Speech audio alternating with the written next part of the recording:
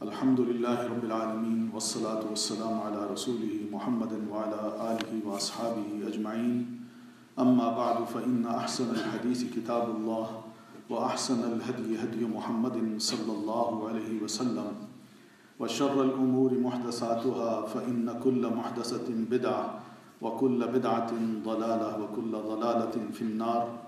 اعوذ باللہ السمیع العلیم من الشیطان الرجیم. بسم اللہ الرحمن الرحیم. الا الذین تابوا واصلحوا وبینوا فاولئک اتوب علیہم وانا التواب الرحیم. ہمارے اپنے معاشرے میں بہت سی ایسی خرابیاں ہیں جن کے بارے میں اکثر و بیشتر ہم شکوہ کرتے رہتے ہیں. مثال کے طور پر ہم یہ دیکھتے ہیں کہ ہماری آپس کی نفرتیں ہیں، لڑائیاں ہیں، اور اس میں ایک سوال پیدا ہوتا ہے یہ کیوں ہوتا ہے، ایسا کیوں ہے؟ ہم مختلف پارٹیوں میں مختلف گروپس میں تقسیم ہو چکے ہیں، ایسا کیوں ہوتا ہے؟ یہ چوریاں، یہ ڈکیتیاں، یہ لوٹ مار، یہ کرپشن، یہ ایسی کیوں ہو رہی ہے؟ پھر اسی طرح لوگ پیسہ رکھتے ہیں یا پیسہ کماتے ہیں، اس میں بھی بہت سی خیانت ہو جاتی ہے. کیوں؟ شادیاں ہوتی ہیں، میاں بیوی، بچوں کی آپس میں، خاندانوں کی لڑائیاں، یہ سب کیوں ہوتا ہے؟ اگر بغور دیکھیں اور جائزہ لیں تو اس میں ہمارا اپنا دل ہوتا ہے کہ دل کے اندر جب خرابی پیدا ہو جائے تو پھر یہ خرابیاں نظر آتی ہیں. یہی سب سے بڑی اور بنیادی وجہ یہی ہے کہ میں اگر درست ہوں تو دوسرے کے دل میں خرابی ہے، اور اگر میرے دل میں خرابی ہے تو دوسرے کا دل درست ہے. دل کی خرابی کی وجہ سے یہ باہم لڑائیاں، جھگڑے، فساد اور خرابیاں جو بھی ہمیں نظر آتی ہیں اس کی بنیادی وجہ یہی نظر آتی ہے. اس لیے پیارے نبی صلی اللہ علیہ وسلم نے یہ ارشاد فرمایا تھا کہ مسلمانوں، لوگوں سنو، الا ان فی الجسد مضغۃ، سنو جسم کے اندر ایک لوتھڑا ہے گوشت کا، اذا صلحت صلح الجسد کلو، اگر وہ درست ہو جائے تو سارا جسم درست ہو جاتا ہے. وَإِذَا فَسَدَتْ، اور جب یہ خراب ہو جائے تو فَسَدَتِ الْجَسَدُ كُلُّ، پھر سارا جسم وہ بھی خراب ہو جاتا ہے. بادشاہ ہے نا دل، یہ پورے جسم پر کنٹرول کرتا ہے. دل میں کوئی خیال آئے، ارادہ آئے، غصہ آئے، محبت آئے، نفرت آئے، یہی جسم اٹھتا ہے، زبان کھلتی ہے اور انسان کچھ نہ کچھ کر بیٹھتا ہے، اظہار کر دیتا ہے. دل بادشاہ ہے. اس بادشاہ کی طرف اللہ کی نظر ہوتی ہے. ہمارے ظاہری جو جسم ہے، یہ کپڑے ہیں، یہ شخصیت جو ہم بناتے ہیں، اس کی طرف اللہ تعالیٰ نہیں دیکھتے، دل کی طرف دیکھتے ہیں. آپ فرماتے ہیں ان اللہ لا ينظر الى اجسادکم ولیکن ينظر الى ما فی قلوبکم. اللہ تعالیٰ تمہارے جسموں کی طرف نہیں دیکھتا کہ تمہاری شخصیت کیسی لگ رہی ہے، تم کتنے خوبصورت لگ رہے ہو، کیا کپڑے پہنے ہوئے ہیں، نہیں، بلکہ وہ یہ دیکھتا ہے کہ تمہارے دلوں کے اندر کیا ہے. تو دل اللہ تعالیٰ کی نظر کی جگہ ہے. اس دل کو اللہ تعالیٰ دیکھتا ہے، شخصیت کو نہیں دیکھتا، بندوں کو نہیں دیکھتا. دو بندے اگر نماز پڑھ رہے ہوں، آپس میں ملے کھڑے ہوئے بھی ہیں، کندھے سے کندھا ملا رکھا ہے، پاؤں سے پاؤں ملا رکھے ہیں، لیکن ایک کی نماز ایسی ہے جو ڈوبا ہوا ہے، اور جو دوسرا ہے اس کی نماز ایسی ہے کہ وہ دنیا کے خیالات میں مگن ہے. بتائیے کس کی نماز قبول ہوگی؟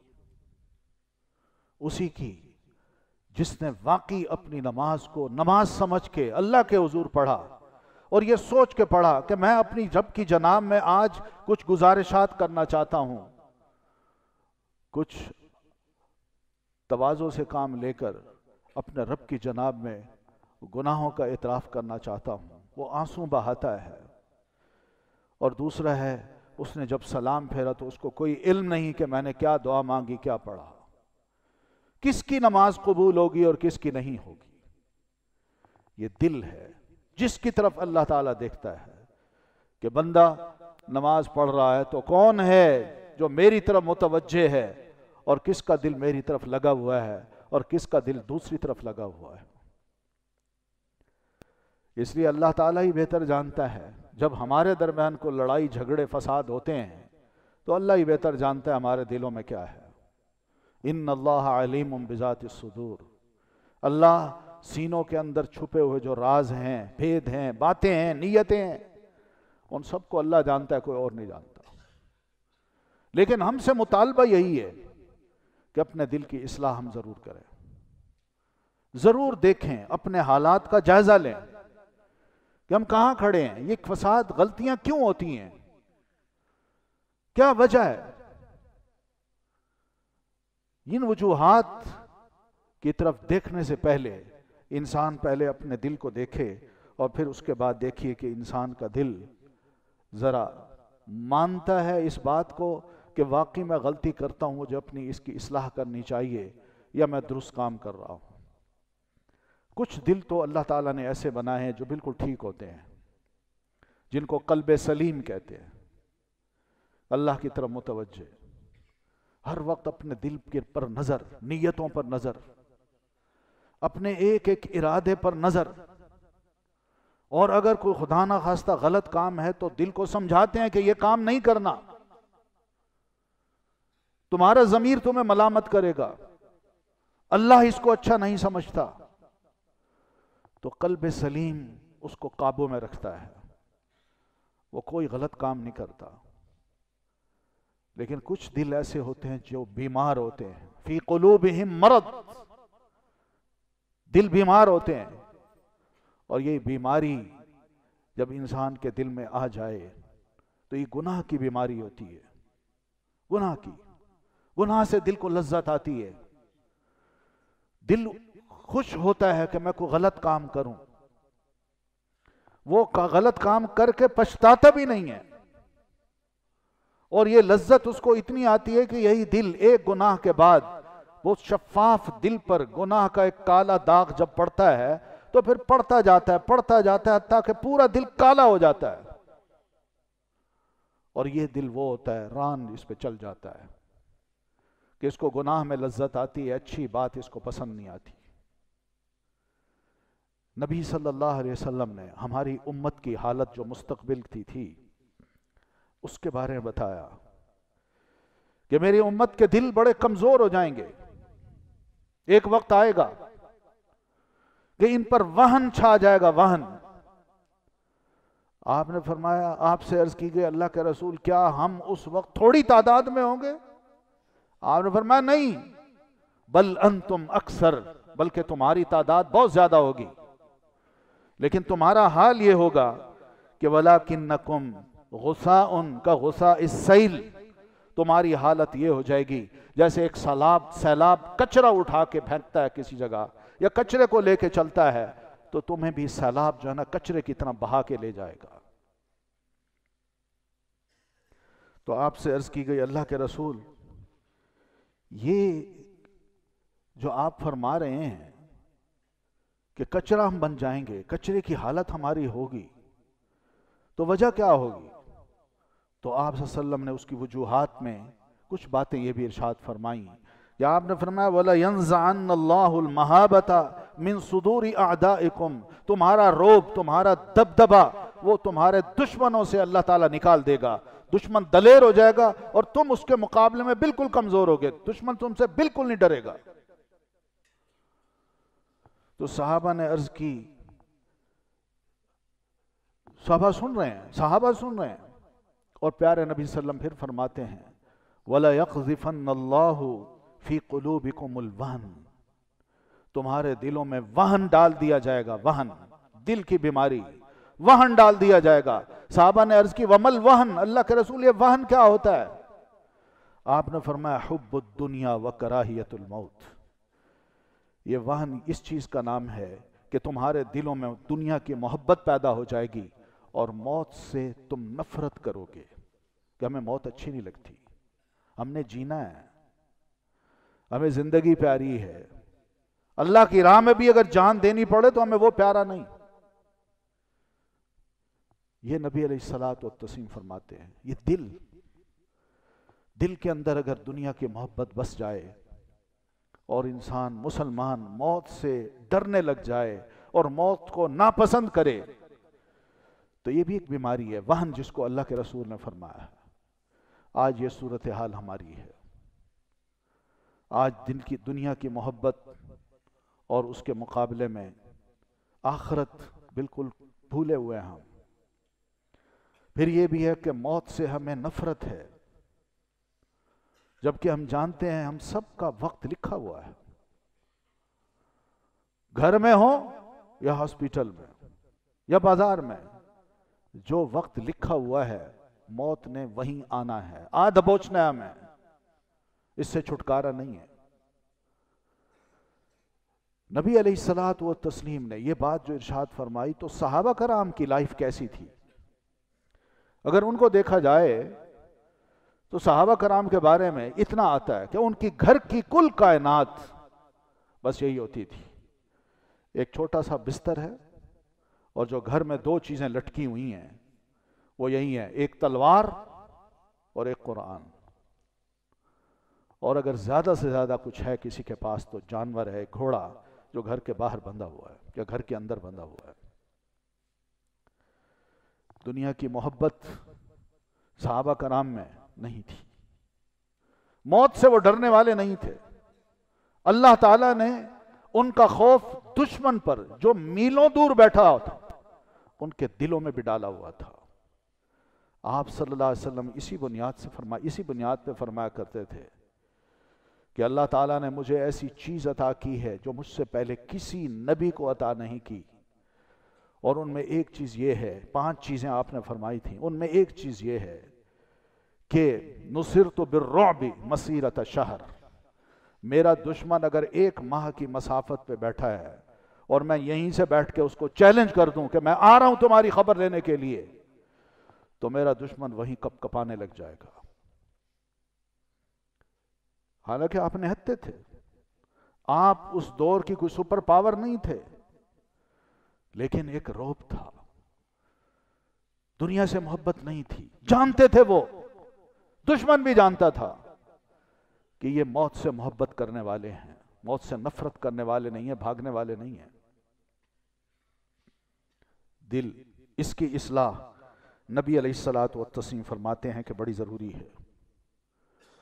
شاید کسی نے یہ پڑھا ہو کہ اسرائیل کی سابقہ وزیر اعظم جو جو خاتون تھی، گولڈ میئر، اس نے جو انٹرویو دیا تھا تو اس انٹرویو میں اس نے اس بات کا انکشاف کیا کہ میں نے دنیا کے بے شمار فاتحین کے حالات زندگی پڑھے ہیں، جانا ہے ان کو، مگر میں اس بات پہ بڑا تعجب کرتی تھی کہ ایک مسلمان جو صحرا کے رہنے والے تھے وہ کس طرح نکلے اور کس طرح وقت کی 2 سپر پاور سے ٹکرا گئے اور وہ کامیاب ہو گئے، اس کی وجہ کیا تھی؟ تو اس نے جو اسباب لکھے اس میں سب سے پہلے نبی علیہ الصلوۃ والتسلیم کی سیرت کا تذکرہ کیا کہ یہ شخص وہ تھا جس کو دنیا سے محبت نہیں تھی، ایک چھوٹا سا کمرہ تھا، یہ اس میں رہتا تھا، فرش پہ سوتا تھا، گھر میں 1 آدھ برتن تھا، تلوار لٹکی رہتی تھی اور قرآن پڑھتا تھا۔ میں نے اس سے اندازہ لگایا کہ اس کی تعلیمات جو ہیں وہ واقعی لوگوں کے دلوں میں گھر کر جائیں گی اور مانیں گے لوگ کہ جو ہمارا قائد اور رہنما ہے وہ اگر اتنی سادہ زندگی گزارتا ہے اور ہماری اصلاح چاہتا ہے اور ہمارے دلوں کی اصلاح کر رہا ہے تو ہم کیوں اپنے آپ کو ویسا نہ بنائیں اور پھر جو کچھ یہ کہے ہم اپنی جان مال سب کچھ قربان کرنے کے لیے تیار نہ ہوں۔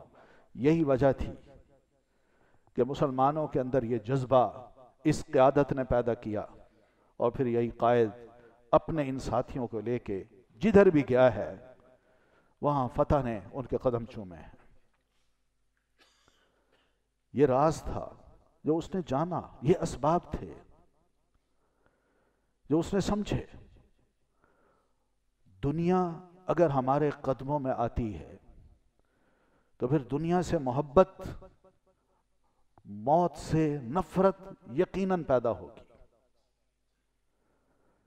امام ابو حازم رحمۃ اللہ علیہ وقت کا خلیفہ ہے، ہارون الرشید، ان کے پاس گئے۔ ہارون نے ایک سوال کیا، سلیمان بن عبد الملک ان کے پاس گئے۔ سلیمان نے سوال کیا، حضرت یہ بتائیے کہ موت سے کیوں ڈرتے ہیں؟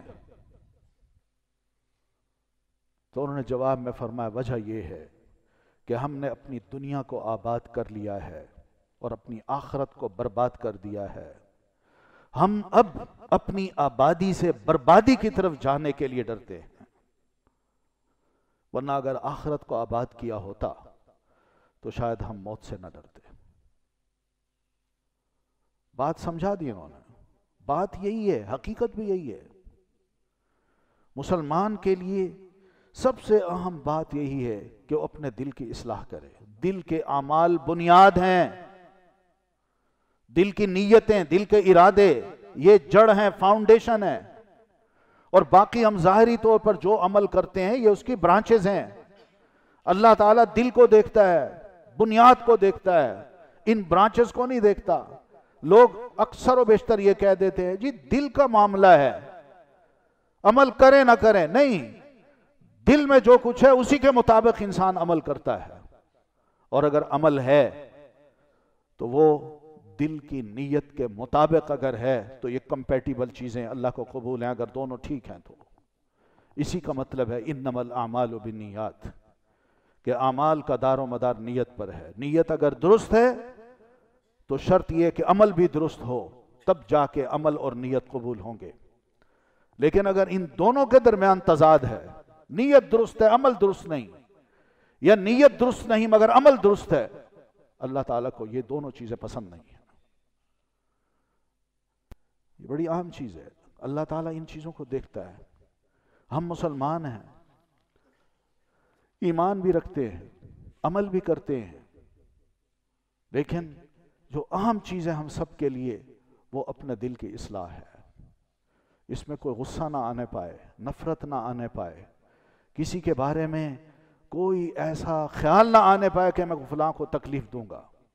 یہ فساد کی بنیاد بن جاتا ہے، اور اسی فساد سے پھر لڑائیاں بڑھتی ہیں، نفرتیں ہوتی ہیں۔ دین محبت کا پیغام دیتا ہے اور یہی کہتا ہے کہ مسلمان کا بھائی ہے، لا یظلمہ، مسلمان اپنے بھائی پر ظلم نہیں کرتا۔ مسلمان وہ ہے جو اپنے بھائی کے، اور جس کا بھائی اس کی ہاتھ اور اس کی زبان سے محفوظ رہے۔ یہ ہاتھ اور زبان کب حرکت میں آتے ہیں؟ جب دل میں ارادہ ہوتا ہے کہ میں نے اس کو تکلیف دینی ہے۔ جب دل ہی کو وہ قابو کر لے گا تو اس کا ہاتھ بھی محفوظ، اس کی زبان بھی محفوظ، اور اس کے بھائی کی عزت اور اس کا احترام بھی محفوظ۔ یہ اہم چیزیں ہیں، بنیاد ہے۔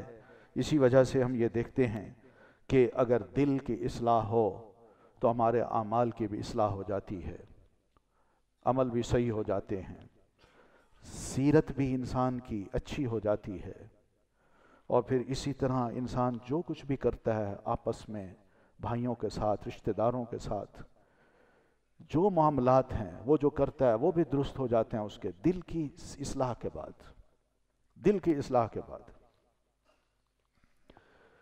ورنہ یہ تناقض، یہ جو کنٹراڈکشن ہے جو ہم دیکھتے ہیں، یہ کہتا کچھ ہے کرتا کچھ ہے، یہ نہ اللہ کو پسند ہے نہ بندوں کو پسند ہے۔ اللہ تعالیٰ نے مسلمانوں کو قرآن مجید میں ڈانٹا ہے کہ لِمَ تَقُولُونَ مَا لَا تَفْعَلُونَ، تم جو کرتے نہیں وہ زبان سے کہتے کیوں ہو؟ اس لیے کہ اس کے اثرات بڑے برے ہیں۔ دوسرا تم پر اعتماد نہیں کرے گا، تم ناقابل اعتبار شخصیت بن جاؤ گے۔ اس لیے جو کرتے ہو، جو دل میں سوچتے ہو، اسی کے مطابق کیا کرو۔ یہ نہ ہو کہ تم کہو کچھ اور کرو کچھ۔ اصلاح کی کوشش کی ہے دین نے، اور اللہ فرماتا ہے کبر مقتن عند اللہ ان تقولوا ما لا تفعلون، اللہ کے ہاں ناراضگی کا یہ بہت بڑا سبب ہے کہ تم بات تو کچھ کہو مگر کرو کچھ۔ یہ اللہ جب ناراض ہو، ہماری اپنی حالت یہ ہو، تو بتائیے معاشرے میں کیسے اصلاح ہوگی؟ میرا اپنا چھوٹا سا گھر ہو، اس گھر میں بھی اگر خدا نخواستہ میں اپنی بیوی کے ساتھ، اپنے بچوں کے ساتھ، اپنے رشتہ داروں کے ساتھ، اپنے والدین کے ساتھ دل کا معاملہ کچھ اور رکھتا ہوں اور زبانی عمل کا معاملہ کچھ اور رکھتا ہوں، تو اصلاح کیسے ہوگی؟ کیسے محبتیں ہمارے درمیان آئیں گی؟ بلکہ نفرتیں جگہ بنا لیں گے دلوں میں، اعتماد اٹھ جائے گا، اور نتیجہ یہی نکلے گا کہ ہم ناقابل اعتبار شخصیت بن جائیں گے۔ دل کی اصلاح بڑی ضروری ہے، دین اس پر بڑا زور دیتا ہے۔ اسی لیے کچھ علماء نے اصلاح کے لیے ایک چھوٹی سی بات یہ فرمائی ہے جو ہم سب سمجھ سکتے ہیں۔ امام سفیان ابن عیینہ رحمۃ اللہ علیہ فرماتے ہیں کہ اذا وافقت السریرۃ العلانیۃ، جب انسان کا اندر باطن اس کے ظاہر کے مطابق ہو، تو فذلک العدل، تو یہ انصاف ہے۔ یہ انصاف ہے جو بندہ اپنے ساتھ کرتا ہے، کوئی ظلم نہیں ہے، زیادتی نہیں ہے، کہ اندر سے بھی جیسے ہے ویسا باہر سے۔ اور وَإِذَا كَانَتِ السَّرِيرَةُ أَفْضَلُ مِنَ الْعَلَانِيَةِ فَذَلِكَ الْفَضْلُ، اور اگر اندر وہ زیادہ بہتر ہے، باطن بندے کا زیادہ بہتر ہے، زیادہ مخلص ہے بظاہر عمل سے یا اس کے ظاہر سے، تو یہ اللہ کا فضل ہے جو اس بندے پر ہے، کہ اس کا دل زیادہ اچھا ہے، اور جو عمل کر رہا ہے وہ بھی اچھا کر رہا ہے، مگر دل میں ارادے یا نیتیں یا کچھ بھی کہہ دیں، عزم کہہ دیں، وہ زیادہ بہتر ہیں، افضل ہیں، تو یہ اللہ تعالیٰ کا اس پر فضل ہے کہ اللہ نے اس پر بڑا فضل کیا ہے۔ لیکن وَإِذَا كَانَتِ الْعَلَانِيَةُ أَفْضَلُ مِنَ السَّرِيرَةِ، اور اگر اس کا بظاہر اس کے اندر سے زیادہ بہتر ہے اور اندر کا کم تر ہے، تو فرماتے ہیں فَذَلِكَ الْجَوْرُ، تو یہ ظلم ہے جو انسان اپنے اوپر کرتا ہے۔ تو ایسا ظلم ہمیں نہیں کرنا چاہیے، عدل کریں، اپنے ساتھ انصاف کریں، اور اگر اللہ نے ہمارا اندر باطن زیادہ بہتر بنا دیا ہے بنسبت ظاہر کے، ظاہر بھی اچھا ہے لیکن اندر اور زیادہ بہتر ہے، تو یہ تو اللہ کا فضل ہے۔ اللہ تعالیٰ جس کو عطا کر دے، جس کو بھی عطا کر دے، اور الحمدللہ ہمارے معاشرے میں ایسے لوگ موجود ہیں، ایسے لوگ موجود ہیں جن سے ملاقات ہوتی ہے، بندہ ملتا ہے، خوش ہوتا ہے، اعتبار کرتا ہے، ان سے ساتھ معاملہ کرتا ہے، اور معاملے سے بندہ پہچانا جاتا ہے، اس پتہ چلتا ہے کہ اس کے اندر کیا حالت ہے۔ سیدنا عمر رضی اللہ تعالیٰ عنہ کے پاس ایک صاحب بیٹھے ہوئے تھے، خلیفہ وقت ہیں، تو ان صاحب نے ایک رائے دے دی کہ فلاں بندہ جو ہے آپ اس کو اپنا گورنر کیوں نہیں بنا دیتے؟ تو سیدنا عمر رضی اللہ تعالیٰ عنہ نے فرمایا کس طرح بناؤں، تم جانتے ہو اس کو؟ کہتے ہیں ہاں بس یہی دیکھا ہے، مسجد میں آتے ہیں، نماز پڑھتے ہیں، اچھے انسان ہیں، بظاہر تو ایسے لگتا ہے۔ ان کا بھائی بات سنو، یہ معاملہ ہے قوم کا، لیڈرشپ کا، معاملات کسی کو اسائن کرنے کا، کہ بھئی یہ ذمہ داری ہے تمہاری، یہ تم نے نبھانی ہے، تو اس کے لیے یہ صرف نماز نہیں کام آئے گی۔ مجھے یہ بتاؤ تم نے اس کے ساتھ کوئی معاملہ کیا ہے؟ کیا کبھی اس کے ساتھ سفر کیا ہے؟ کہ نہیں۔ ان کا سفر کے دوران بھی انسان کھل کے سامنے آ جاتا ہے، اس کا اندر اور باہر پتہ چل جاتا ہے کہ یہ بندہ اپنے بھائی مسافر کے ساتھ کیسا سفر میں رہا، معاملہ کیسا کرتا رہا، اپنا خیال کیا اس نے زیادہ یا اس کا خیال کیا، یا اس کو احترام بھی دیا یا نہیں دیا، یا اپنی فکر رہی اس کو اور اس کی فکر ہی نہیں رہی۔ تو سفر میں بندہ پہچانا جاتا ہے کہ معاملے میں کیسا ہے، کیونکہ دل کا اس وقت پتہ چلتا ہے۔ کہنے لگا نہیں میں نے کوئی سفر نہیں کیا۔ اچھا یہ بتاؤ کبھی تم نے اس کو کوئی پیسہ دیا کہ یہ امانت کے طور پہ رکھ لو؟ کہ نہیں یہ بھی نہیں کیا۔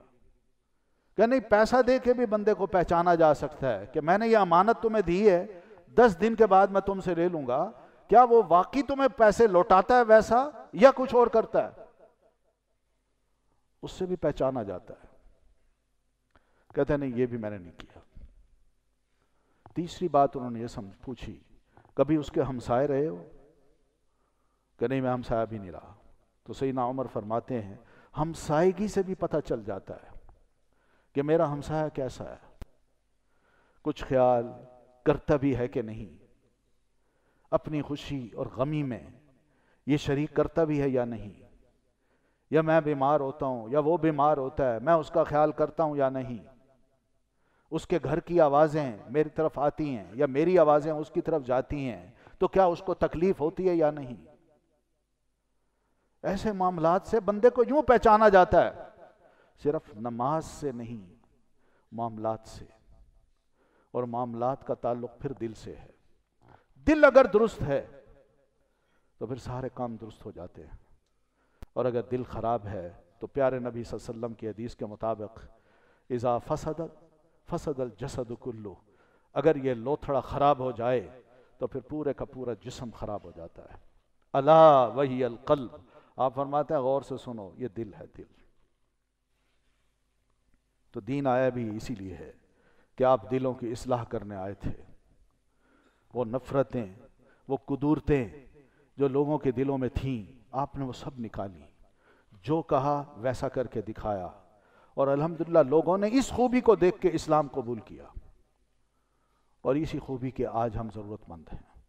اللہ تعالی ہمارے دلوں کی اصلاح کرے اور ہمیں توفیق دے کہ ہم اپنے اندر اور باہر، ظاہر اور باطن کو ایک جیسا بنا لیں، اور ہمارے معاملات آپس میں درست ہو جائیں، ہماری محبتیں، ہماری نفرتیں محبتوں میں بدل جائیں، اور ہم مسلمان متحد ہو جائیں، ایک ہو جائیں، یک جان دو قالب ہو جائیں۔ اقول قولی ھذا واستغفر اللہ لی ولکم ولسائر المسلمین برحمتک یا ارحم الراحمین۔